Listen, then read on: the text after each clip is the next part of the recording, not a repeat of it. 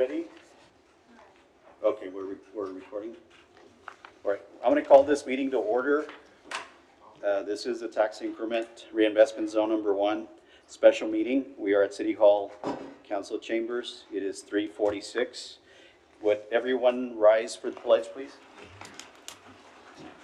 I pledge allegiance to the flag of the United States of America and to the republic for which it stands, one nation, under God, indivisible, with liberty and justice for all.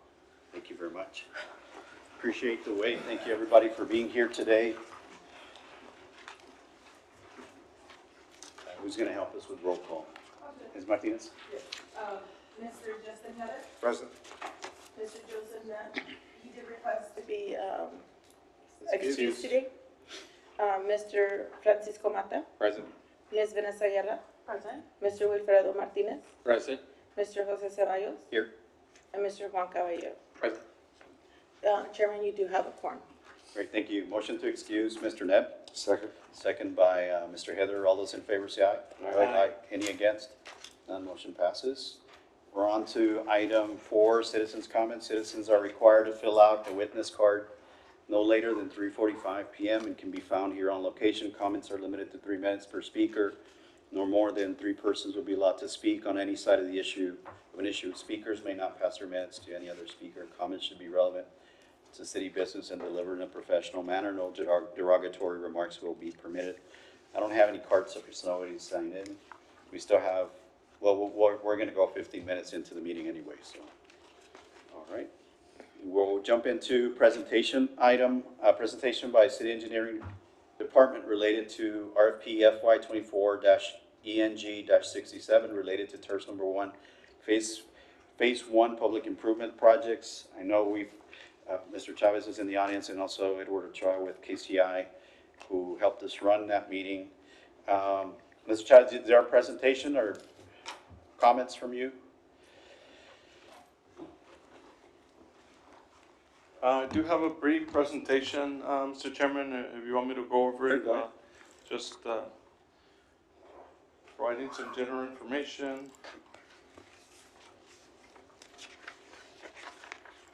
So, good afternoon, members of the TERS board. My name is Ramon Chavez, city engineer for the record. Before you is a brief presentation, including some history on the project. This is a request for proposal that was advertised in the newspaper on 2 consecutive Sundays. We had a pre-bid conference and a bid due date of May 24th of 2024. Again, the project consists of constructing sidewalks, curb and gutter, brick pavers, concrete pavement, storm drainage, lighting, etc. For 4 blocks in downtown Laredo along Zaragoza Street. And going back, just for information purposes, we received one sole electronic bid at the city secretary's office on May 24th before 4 p.m. It was publicly opened on Tuesday, May 28th at 10 a.m. The sole response received was from ALC Construction Company. The amount of the proposal, total amount of $744,280, which included the contingency allowances before you in the amount of $100,000. We did receive alternate bids for pedestrian pavers and for vehicular pavers, and those amounts that are shown on the screen. Just some notable projects that were discussed with the subcommittee from this company in the past. The city council awarded a project on McPherson and Shiloh Drive, a right turn lane in the amount of $357,780. In May 15 of 2023, this contractor built sidewalks in District 8 along Park Street in the amount of $176,950. In September of 2023, they were awarded a contract at Santa Fe Park in the amount of $49,920. November 6, 2023, we authorized sidewalks again in District 3 along Marsella Avenue in the amount of $127,247. And in January of this year, this contractor, ALC Construction Company, was awarded a contract for speed tables in District 6 in the amount of $140,295. That's in a nutshell a little bit of description of the amounts that came in, Mr. Chairperson and members of the committee, and some of the notable projects from this contractor. All right. So it should be noted for the record that we did have a pre-bid or pre-proposal meeting. I know we recorded that in the last meeting, but just for the record, if I remember correctly, 7 firms attended, and we had 1 respondent, right? And this is the second run of us That's soliciting correct. bids. So, Yes. I mean, it's clear this is a reputable contractor that's responding. I don't know if anybody else has comments on this part of the process. On the committee, can you, Justin, I guess you kind of led that effort and the subcommittee, any comments on your side? Just briefly, we went over the bid proposal. We, in terms of looking at the numbers, it was very much in line with the engineer's probable cost that they had sort of projected.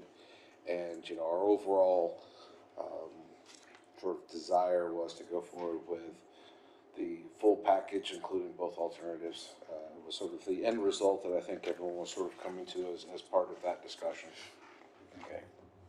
Mr. Chair, based on our evaluation of the proposal, again, the City of Laredo Engineering Department recommends that this project be awarded to AOC Construction, with the proposal being determined responsive, demonstrating competence and qualifications to perform this services in the amount of not to exceed whatever the committee decides to award. But I know that the consultant KCI Technologies and Mr. Edward Ochoa has maybe a little bit more information on the breakdown and the scope of the work, so that the committee can evaluate that.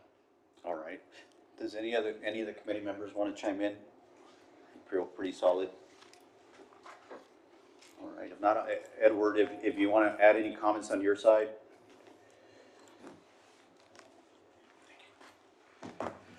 Good afternoon, Edward Ochoa with KCI for the record.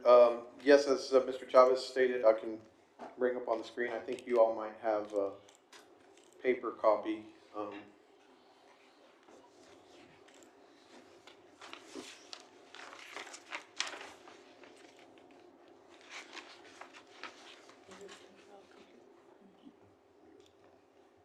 Jump drive got out.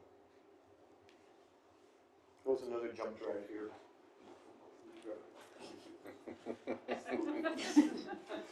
Sneaky.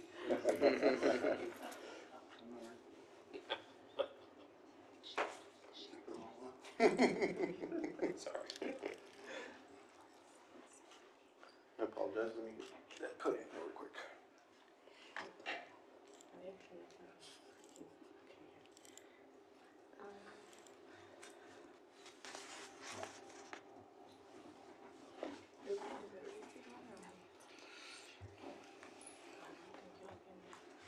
Yeah. Thank you. Is there a PDF version of this on there? You want to help me find that? This is an Excel version. A PDF is a little easier to read.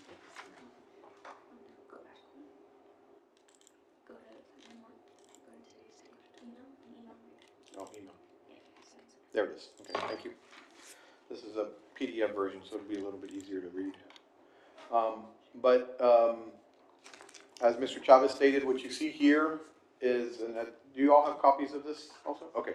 Yes. So what you see there in front of you is, on the left side is our engineering probable cost with the quantities, and then our probable cost unit price prior to the bid. And then the columns on your right-hand side is ALC's bid. So if you come down to the bottom, let me see if I can zoom in here. If you come down to the bottom, we had a probable cost estimate of approximately $756,000.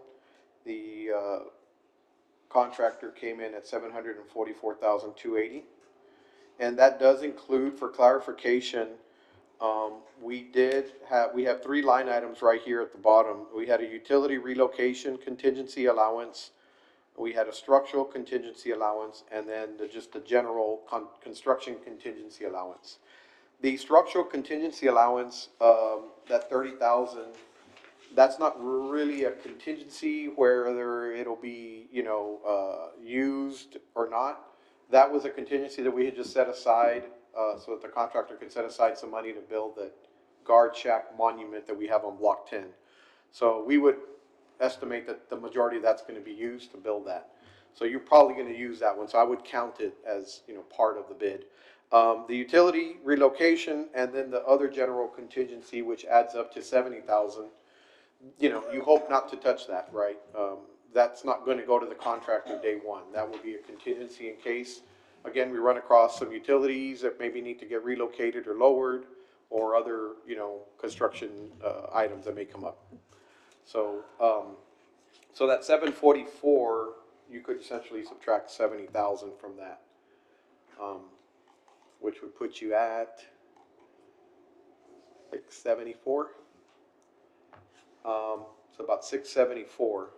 And then what you see here, package 2 and package 3 were the way they were separated in the Electronic Cities e-bid system.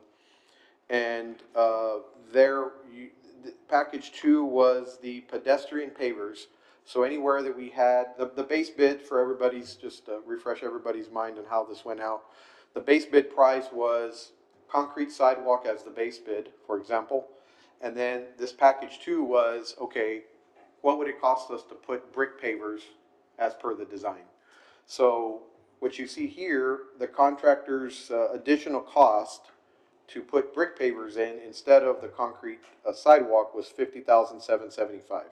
So if you chose to do pedestrian pavers as per design, it would be an additional $50,775.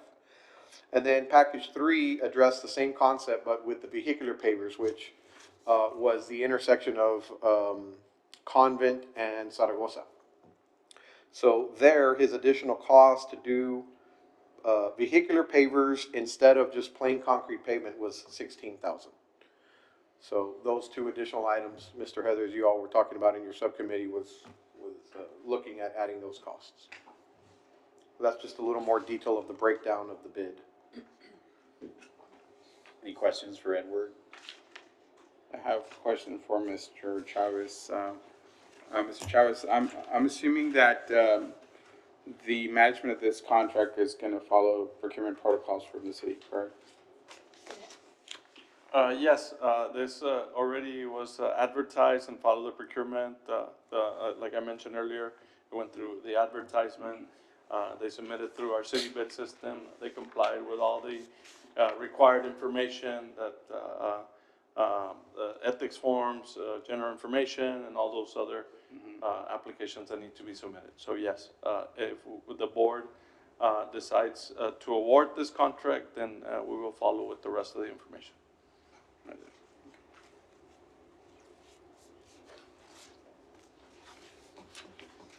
All right, so before we jump into the action, my only comments is in looking in agreement with Mr. Heather's assessment, and I was concerned for paver costs in the past. I think I mentioned that in meetings. But if you look at the cost for the pavers, it's not, a deal breaker or substantial that you want to leave them out when they really dress up the site. So that's just my comments just on that. So the total cost is 744,000 with the papers, with the No, break, let me get that breakdown. or it's 744 in addition to the extra. Yeah, So we're talking 811. So the breakdown would be, we had kind of summed it up in an email.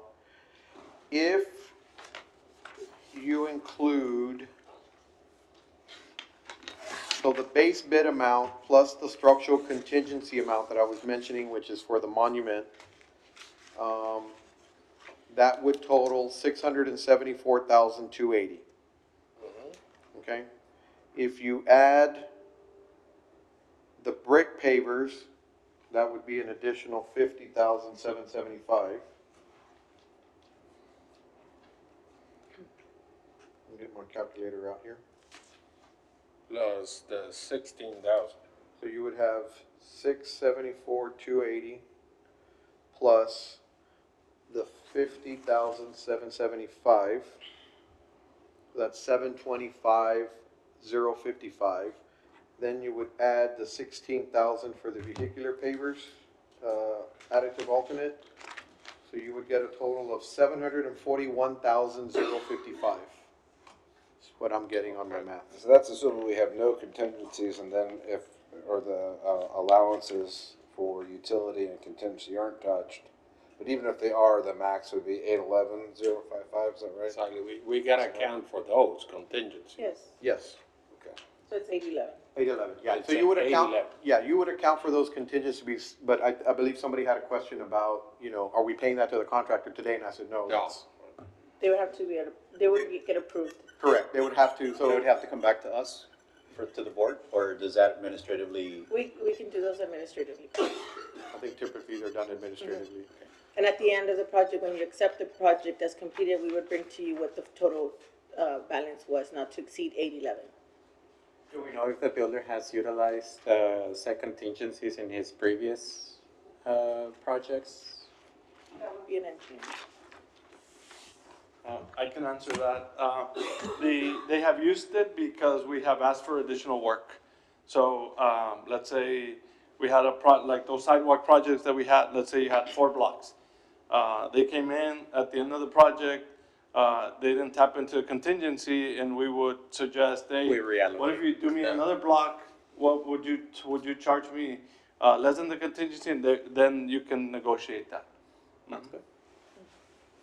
Mr. Chavez, just to confirm, the contractor is bond ready and? Yes, all bonds or insurances, everything was received as a complete package. The engineering department reviewed it, and it met all the requirements under the solicitation for the request for proposals. And in addition to that, he's gonna have regular inspections, the engineering department, so they're gonna monitor the progress.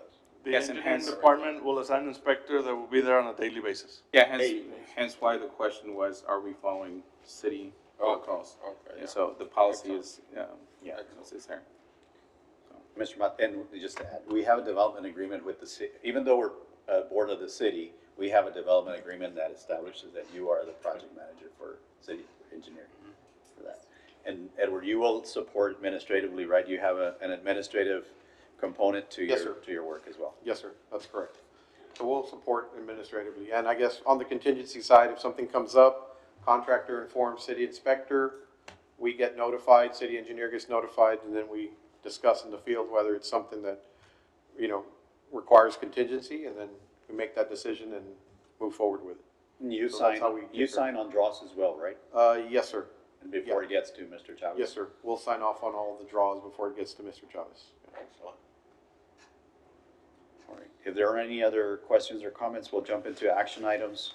Action item 6, discussion with possible action to award TERS number 1, Phase 1 Zaragoza segment projects pursuant to RFP FY 24-ENG-67 and any recommendation by the city engineer and finalize and execute all necessary documents incident thereto.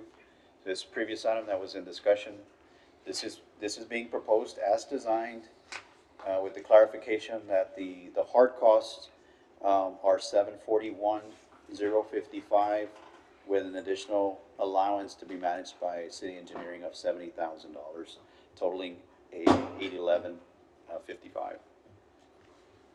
I'd make a motion to award RFP FY 24-ENG-67 to ALC Construction Company for the full amount of both the base bid as well as packages 2 and 3 for an amount not to exceed $811,055. I second that motion. It's been moved by Mr. Heather, second by Mr. Martinez. Any discussion? There being none, all those in favor say aye. Aye. Any against? None, motion passes. Thank you very much. Thank you for all that hard work. It's been a trying time getting here, especially with the initial bidding and all that process that went on, but thank you for getting us here. Look forward to our groundbreaking when it happens in the near future. I asked Edward before the meeting how long I think 45 to 60 days to get this all wrapped up, paperwork. Mr. Chavez as well, you agree with that? 45 days to get administratively ready? Yeah. Is that enough? More? Yeah, Less? Less? that's, I probably 45 say is less enough. time, I'd say Okay, 30 days. 30 days. At Well, you know I'm maximum, gonna email maximum. and text you if you say 30 Maximum, days. maximum 30 days.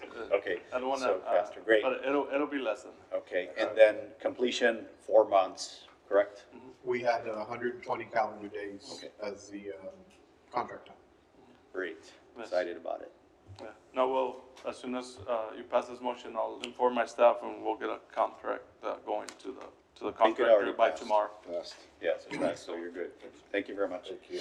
All right, the next item is related to Zaragoza Street, and this is I guess, the utility side of some of the work that needs to happen there. Discussion and possible action to approve American Electric Power AEP Texas cost proposal for public relocation work on blocks 1100 and 1200 of Zaragoza Street at an amount of $124,635, $124,635, and finalize and execute all documents incident thereto. I know there's some administrative work that we need to do to actually get a cost estimate. I don't know if that's been received yet by KCI. But until we do that, I think that item's subject to receiving that estimate. But, like the board to entertain action on this item. Edward, do you have any news on that front? Yes, let me, again, Edward Ochoa with KCI. On this particular item, I've emailed AEP, their design department, and requested a formal design proposal from them. So a brief back history on it. We received this last bid from AEP, and it just kind of provided us a quick snapshot in an email, which you see there on the screen. But this was back in August of 2023, and their estimated cost back then was $124,634.84. And that was to do the work, which I'll bring up here.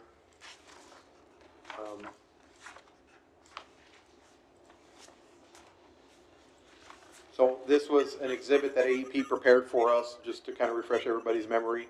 Along Zaragoza Street, so this is Zaragoza Street, this is Salinas, this is Convent right here. So the outlet shops are kind of on this lower left corner. And so what AEP was doing, what they proposed to do when we met with them and asked for their proposal was, this section of Zaragoza Street had utility poles on both sides of the street, wires crossing both sides of the street. We asked them to see what they could do about cleaning it up. And their proposal will include what you see in red.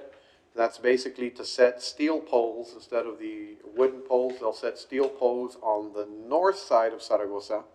So it follows in alignment with the outlet shop. So when they did the outlet shops, the overhead power lines are on the north side of the road, and they are steel poles. The same poles. Same poles. It'll be, generally, what we asked of them was to give us the same design concept. So that same alignment coming on the north side of Zaragoza from the outlets will continue on our north side with steel poles. And then they would go ahead and clean up several of their crossings. So what you see in blue is what they're going to be removing. So some of these crossings they'll be removing and cleaning them up. They'll have one more perpendicular type crossing here. And then they have one here, kind of 1/3 of the block-ish right there. And then they've got another crossing on this other section. So that's what the cost includes, the 124 plus cost. Now, again, being that it was August when we last received that, I went ahead and requested give us a formal cost, not just a screenshot and an email. Give me something in writing, addressed to the city of Laredo, so that we can proceed with doing that. I haven't received anything yet, but as soon as I do, I will share with everybody. We can get that as itemized as possible. Okay, I'll let me request that. They do have it, itemized. I'm assuring, Mr. Mata, you want more than, here they've itemized it as construction, retirement, maintenance, right? That's more generalized. Yeah, so you want, Itemized would be more like that spreadsheet you showed us on the bid. okay. I will do my best to see if they can Yeah. provide us something like that. Okay. But I did make that request, so as soon as I get that, I will share with the TERS board and the city. Yeah, so in looking at the exhibit, just for the record, it looks like they'll be installing 8 new poles and removing 5 poles, including ending two crossings for some of the wiring that's currently in place, at least 2 from with my notes. 1, 2, 3, 4, 5, 6, 7, 8 new poles. You'll have 3 perpendicular crossings along Zaragoza, and then one over on the block 2 side. and then everything in blue they would be removing. And then what they have in green, here, this pole would stay here, this L13, I know it's kind of hard to see, but it says L13. And this one's gonna stay and that would stay. So, I mean, there will be some poles, but Yeah, L13 is the uglier one that everybody remembers. It's on the south side of the, yeah, it's By the got taxi. several transformers on the pole. they did tell us that they were gonna take some of those transformers and The ground? take them off, take them onto the north side, so it should clean up a little bit. Yeah. So, but is it gonna have any service, any function? It's just gonna be That's- there? That's our problem, that we have services on some of those poles, so that's the delicate part, that you have existing old service lines that go into properties that need to be in place, so we couldn't take everything off. So you're still gonna see some old stuff there. Right. And some of those lines, we had also met back, last summer with, AT&T and Spectrum. Some of those lines up there are also AT&T and Spectrum's, you know, they're gonna come in and clean those up as AEP relocates and does their pole work, then they come in behind them and clean it up. Have we gotten anything from Spectrum to attest to that? Because in other projects, they will give us an extra cost for Spectrum. Okay. So we need to make sure that if there's an agreement that they're gonna do it based on this relocation, then I would suggest to the board that you get it in writing, because Spectrum will come back and give you another bill. They don't wanna take their stuff off for free. Okay. Yeah, we had discussed that, and they hadn't indicated at that time when we did the field walkthrough that there would be any additional cost, but we'll confirm that. Now that we have a better understanding of this design, at that time when we did the walkthrough, we didn't have a design from AEP. But we'll share this with them and circle back with Spectrum and AT&T. Some of you city departments have done this utility relocation work. I think this is a good number for the amount of poles they're adding and what they're taking out. Correct, and we had requested, it was kind of a discussion that we had with the group out there, we had requested steel poles. They're cleaner, they're straighter, you know, they're better look than the wood poles that they typically use downtown. So steel poles obviously are a little more expensive, but you get a better look to them also. All right, I'll make the motion that we approve this item to AP Texas, accepting their proposal, subject to finalizing after receiving a cost estimate that provides a breakdown. Is there a second? Second. Second by Mr. Heather. Any discussion? There being none, all those in favor say aye. Aye. Any against? None, motion passes. So before we end, I guess looking at the broader picture, what would be next is Iturbide. I mean, it seems pretty accurate. I mean, I'm reading kind of between the lines, but we don't have a lot of contractors that are in that bracket of bonding. So hopefully this contractor and maybe others would be interested. The next phase is at least this or this number or more, right? So by our own estimates. So hopefully we can work something that break down that project so we don't go through this whole solicitation process twice and lose a lot of time. But just something for the board to be aware of. I think it's a bonding issue as much as it is just everything else that people are busy. I think this one proved that there are some bonding shortfalls, not shortages, right? Capacity. Bonding as As in contractor capacity. Yeah, and just for the record, just know that contractors, the actual bond is not required until the actual contract is granted. It's not expensive, so that's something for them to consider. They don't have to have it at the time of bidding. Right. But rather, when they do get granted the contract, they can go solicit the bond. Right. Good. All right, anything else before we go? If not, we'll move to adjourn at 4:15. Is there a second? Second. Second by Mr. Heather. Any discussion? There being none, all those in favor say aye. Aye. Motion passes. Thanks a lot. Thank you very much.